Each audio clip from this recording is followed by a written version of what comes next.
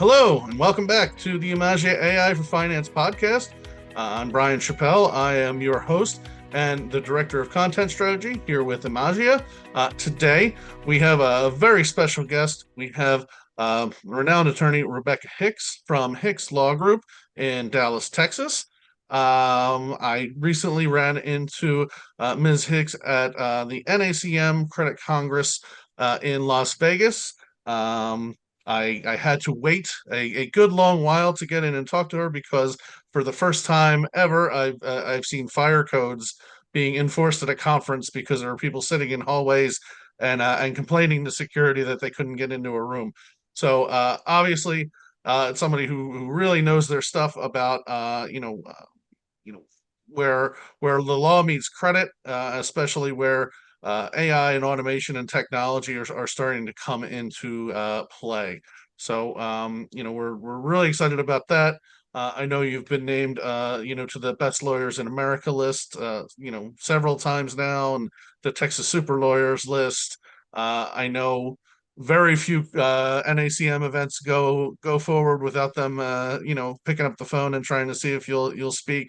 I know you received an award for Women-Owned Business Enterprise Rising Star Award in recent years. So it's it's a pleasure to have somebody with so many credentials that you're bringing to the table right now. If you could just talk a little bit about your background and in law and where it meets with credit and especially AI right now, since that is such a hot topic, that would be great. Great. Well, absolutely. I always love doing these credit podcasts, and I love Credit Congress. But I have been doing stuff with NACM. It's hard to believe, but I think it's since about 2003, 2004, teaching seminars and being a speaker for them. So I've been in the creditors' rights law world for almost 24 years now. Our firm, Hicks Law Group, we're a smaller firm in downtown Dallas. We handle cases all over the state of Texas, but our niche is representing suppliers in the credit world. So if you're selling something into the construction industry, we got you covered. Where my interest in AI got piqued is because I've always been what I would call a technology forward lawyer. Law firms are insanely bad about implementing new technology. And I just decided I wasn't going to be one of those lawyers. And I decided that very early on. In fact, that's one of the reasons why I ended up leaving a big firm where I was a partner and founding Hicks Law Group, because I just thought we could build a better mousetrap, because there's all this technology that can be used to make our legal work better, make the legal system work better for our clients. And so I've just had this interest in technology. I am very lucky also to be married to an IT nerd. So I have this internal resource. Well, isn't that helpful? It is helpful. My husband's been an IT professional for, I think, 30 something years now. And so he can, when I have these burning questions about, hey, isn't there some technology that can help us with this? Or, you know what? I want to learn more about AI. I just have to turn around and go, hey, husband, hey, James, what do you think about this? And he can be a great resource. So he helps me out a lot on these things as well. So we're a good team. Wow, that is a great life hack right there. Perfect. Okay. Well, I guess let's talk a little bit about AI. We've seen, at least on our end, starting around in 2023, it really seemed like the door kind of got kicked open a little bit by ChatGPT. Sort of came along and felt like almost it was sort of like the Coca-Cola or the Kleenex, that AI finally had a brand name behind it, to where people could talk about it's like, oh, just use ChatGPT, as opposed to people thinking like, oh, there's hundreds of these programs to use. So it seemed like that at least opened up the doors to have conversations with people who were a little more shut down about it, and through to this year, it seems like people want to talk about it even more and more, and are taking that next step. Have you been finding that with clients and with people at conferences that you're speaking to, or even just friends that 2023 and 2024 was a real like demarcation line in the conversation about AI in a business use setting?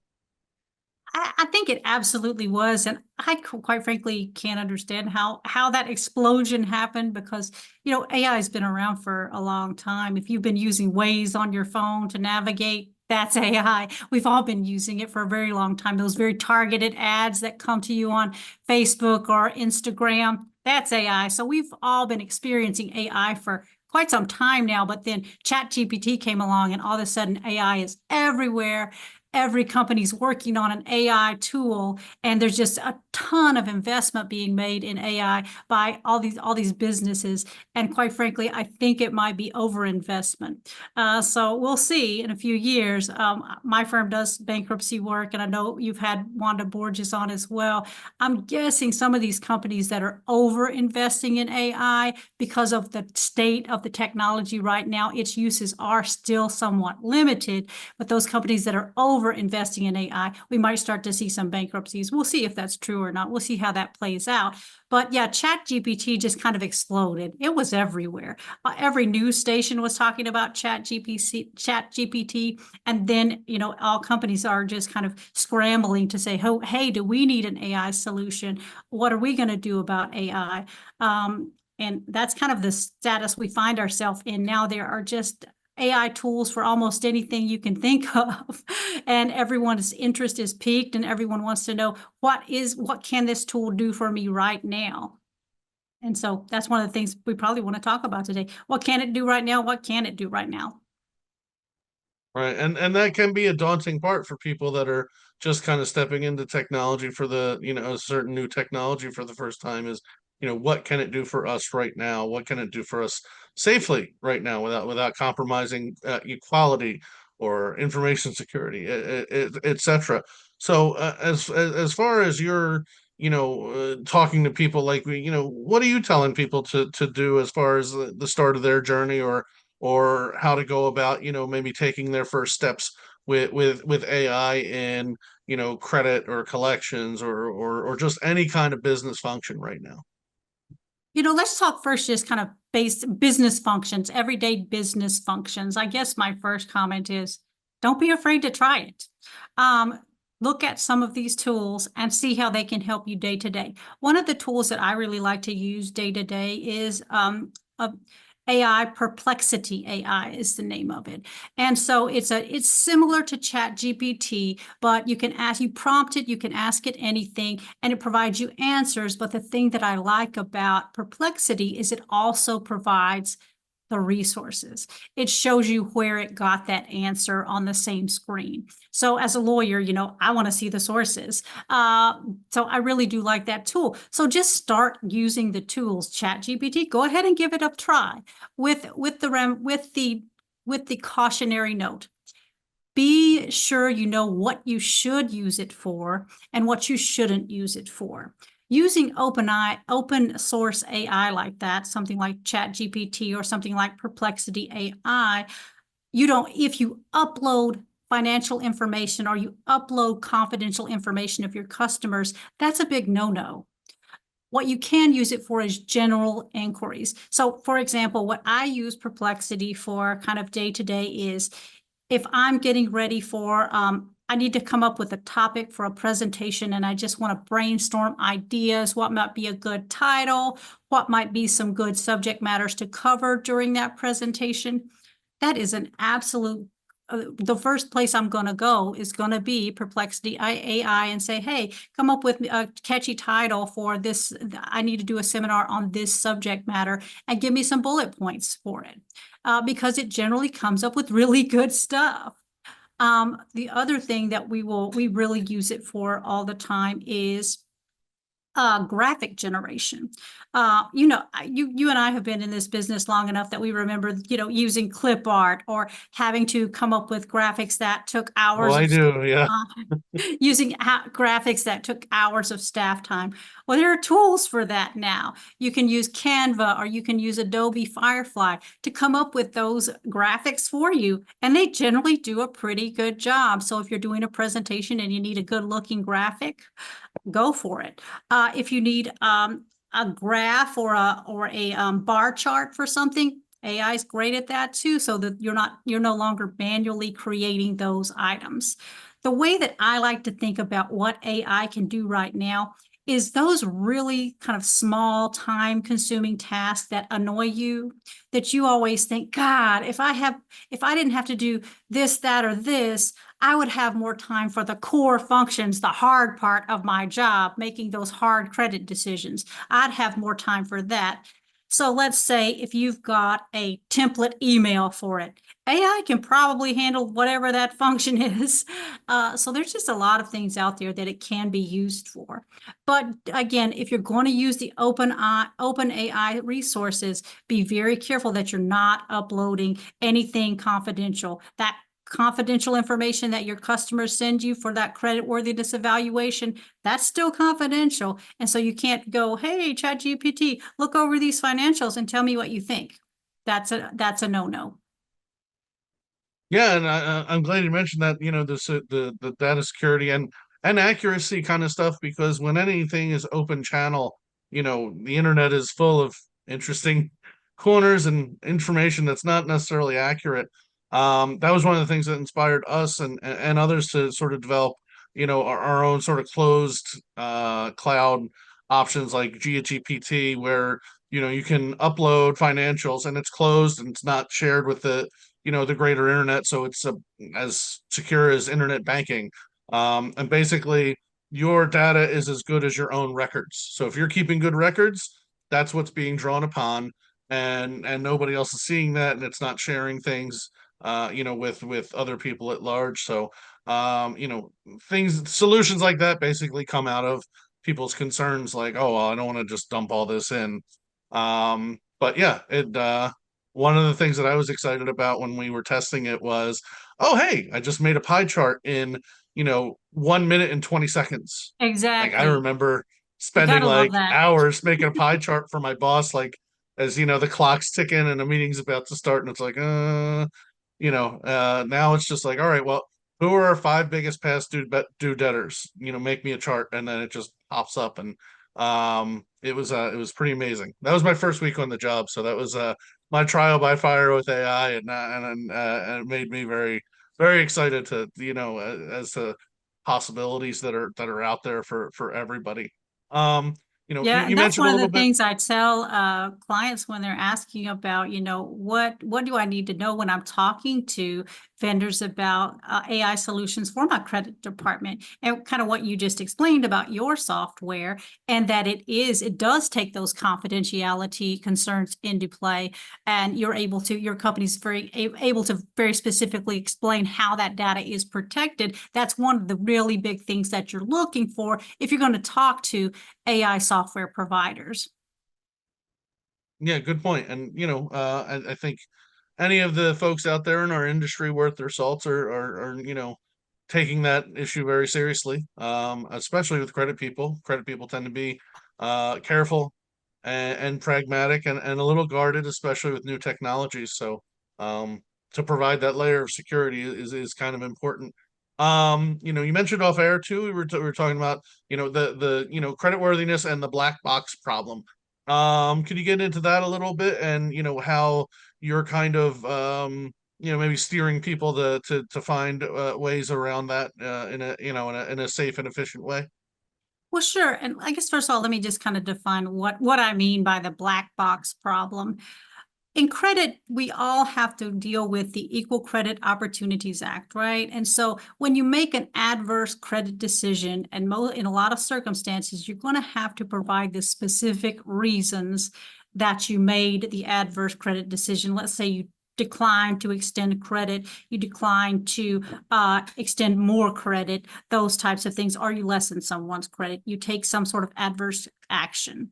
You're going to have to explain, and the regulations say the specific reasons that you made the decision. So as we move into this AI world, as we're trying to implement AI solutions to help with those credit worthiness evaluations, which I think we should, I think it's a great idea. I think that's going to help with credit worthiness evaluation a lot, and it's going to extend the number of customers that you're comfortable extending credit to, because they're going to be new and different credit worthiness items that the AI is going to be able to look at that a basic credit report cannot. So I think using AI and credit worthiness is the future, and it's going to be great. But for now, when you're talking to AI providers, you want to make sure that you understand how they come to those decisions. Because the problem you have with use of some AI is the algorithm that the AI uses is almost undefined. It's very hard to define. It's hard to explain. And so it's called the black box problem. We can't really decide we can't define what is in the black box. So as a credit professional, how are you going to provide that specific reason for an adverse credit action if you can't determine what's in the black box if you've relied on AI for that credit decision? And sophisticated software providers like yourself, they're solving that problem. They're going to be able to answer that question. But when you're talking to AI providers of software, you're definitely going to want to ask them, okay, when I need to explain why I took an adverse action, and if I was relying on your AI solution to make that adverse decision, how do I explain what those reasons are? How do I explain what's in that black box? So that's what I mean by the black box problem. And sophisticated software providers will be able to answer that question, no problem. And yeah, and so much is also what goes into the parameters or prompts for really when you're using AI for anything. It's you could say, oh, write me a letter about this, or you could say, write me a letter about this in the style of this provider or this company, with an audience of this, without plagiarizing this, like the more sort of levels of explanation you kind of put into the command, can kind of help. Of course, you can also overdo it, but a thing I like to bring up in a lot of these interviews is the whole garbage in, garbage out, proxy that they teach you in every computer science class. If you've been, on a college campus between, like, I don't know, I guess 1975 and like last week, is, what you're putting in matters. And that's why, when we talked about closed cloud, open cloud, that's why, talking about, the black box problem, again, some of those things that, are hard to define, and parameters need to be defined. And that's where working with whomever, whether you're developing your solutions internally or you're going with external people, you really have to have very deep and detailed conversations about where those are going. So, Yeah, and um, one of the things I heard recently is just there's an explosion of folks being hired for a job titled prompt writer. So these folks are making six figures and more, and what they do is train AI software so that when certain prompts are put in, that they come up with a good answer. So writing those prompts is in and of itself a very good skill. And what you'll see with using these AI products is you don't just go with the first prompt. You use the first prompt and then you kind of tweak and go from there to get what you want. It's going to be an iterative process using any of these tools, I think. right. And yeah, to build on it, sorry. And to build on that, it's, there's that matter of, okay, you take what it gave you and then you actually read through it and then you make your own changes and then you maybe put it back through another run through, ChatGPT or what have you. Um, but it does get to the point of it's not replacing people because you still have to go rough, you still have to round out the rough edges. And if you take something you got from ChatGPT and put it into a report without reading it, or put it into a legal argument without reading it, or put it into an application without reading it, it certainly can lead to and has led to big problems for people that just kind of think, oh, well, it's done. Yeah. And there's something good about that because it's not replacing people. It's just sort of your co-pilot, your digital assistant that'll work for you and never get a cold and never get COVID and never never ask for time off. It's there when you need it. And that's exactly how I think AI is usable right now, particularly these chat bots. It's a starting point. So it's idea generation. It's some good ideas for a draft of a certain thing, but it's something that you're going to go in, make sure it's correct, and refine to make it your own. It's not an end product. It's most assuredly not an end product. Yeah. Hallucinations are real in AI at this point, and what the AI folks talk about a hallucination is just when ChatGPT or one of these chatbots makes something up. And they do it relatively often. I actually, just about a year or so ago, I asked ChatGPT to provide me some resources. Hey, can you tell me some articles from the NACM Business Credit Magazine that had to do with AI?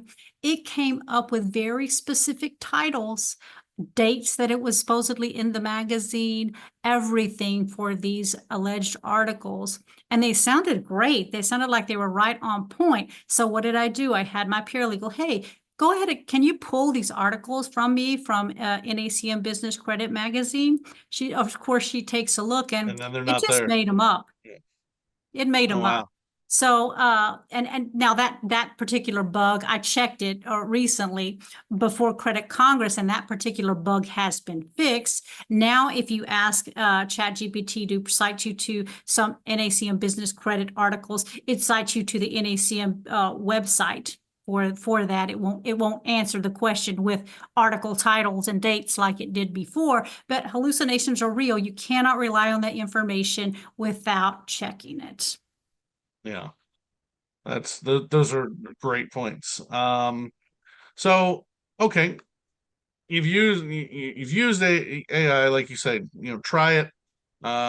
You're going through things now based on, case law you've seen and situations you've seen. Uh, you made a mistake.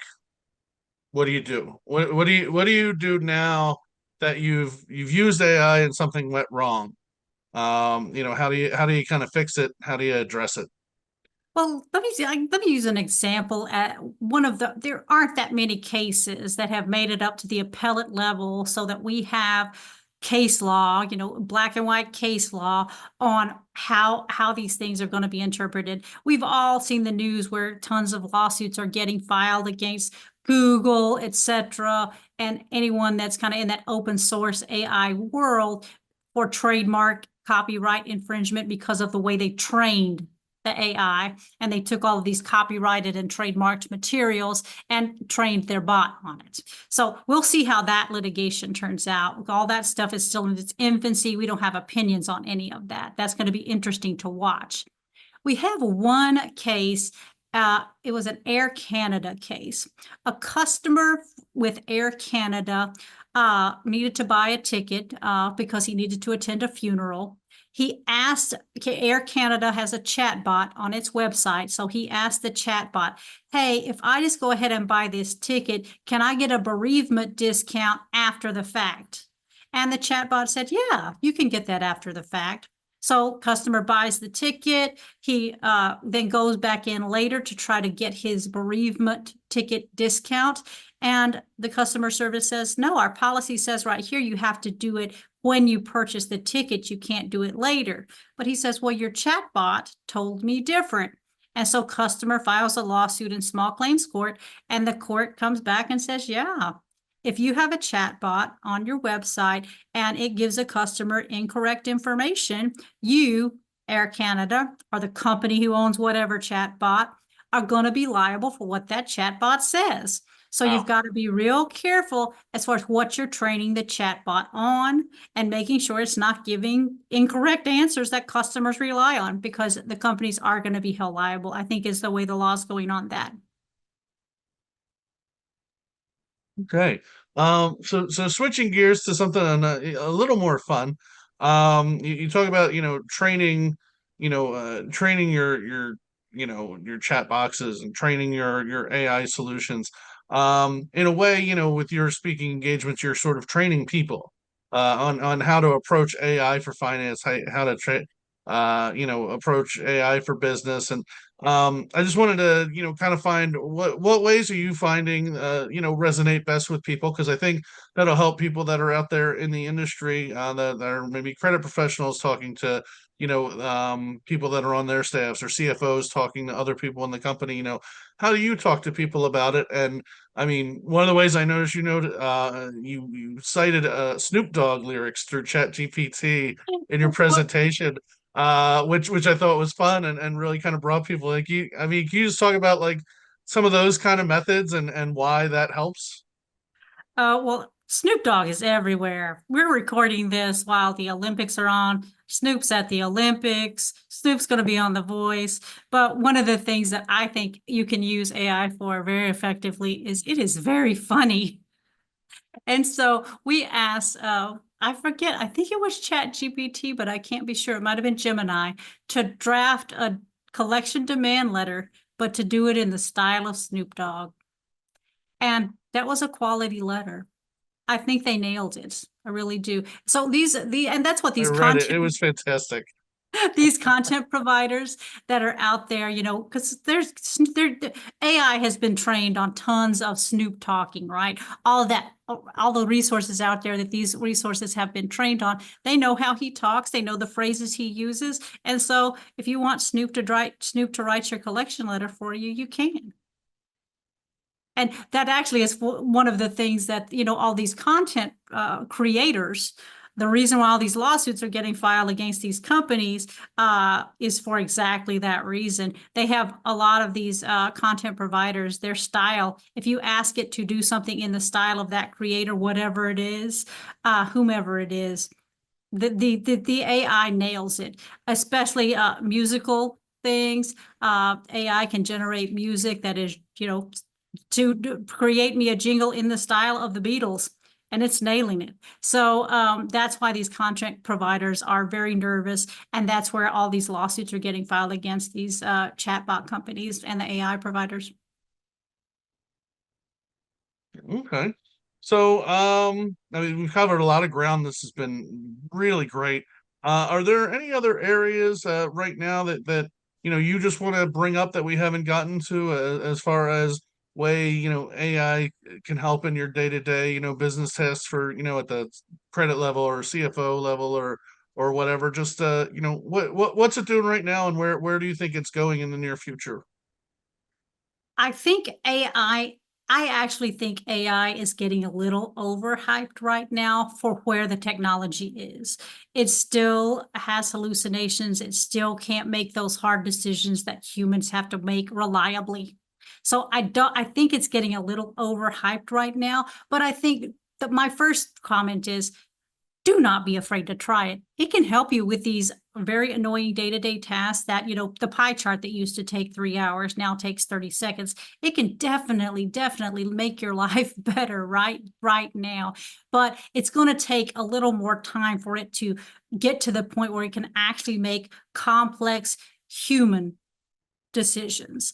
The other thing I would want to point out is we always need to keep in mind company policies and procedures and make sure that they're up to date with how our employees are functioning. And you've got to assume at this point that your employees are probably using open source AI. So you're going to want to update those company policies and procedures so that they're clear on what they can use that for and what they can't.